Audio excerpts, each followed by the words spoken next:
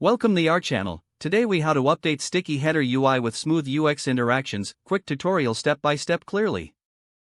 Start by choosing the section of your website where you want the sticky header to appear. Make sure you have a basic understanding of HTML, CSS, and JavaScript before proceeding. Create a new HTML file and set up a simple structure.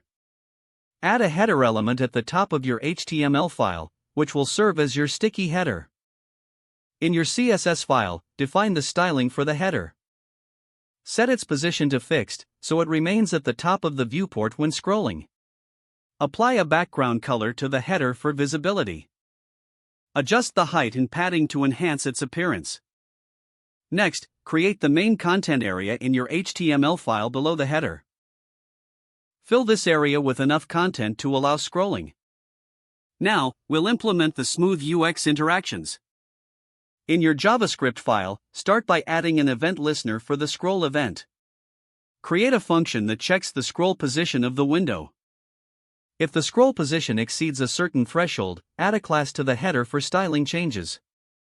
If it falls below that threshold, remove the class. In your CSS, define styles for the new class, such as changing the header's background color or adding a shadow. Test the interaction by scrolling up and down on the page. Ensure the header smoothly transitions between styles as you scroll. Finally, refine the smoothness of the transition by using CSS transitions. Add transition properties to the header for smooth changes in color and shadow. Preview your sticky header in multiple browsers to confirm consistent performance. Make any adjustments to the styles as necessary to enhance user experience. If the page does not load, refresh the browser or try again in a private or incognito window. Make sure you are using the correct email address, then retype it carefully to avoid small typos. If your password is not accepted, use the reset option and create a new strong password you can remember. Check your spam folder for verification or security emails, then complete any requested confirmation steps. Enable two-factor authentication if available to improve account security and reduce unauthorized access risk.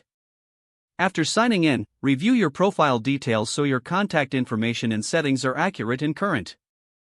Don't forget to like this video and subscribe to our channel for more step-by-step tech guides.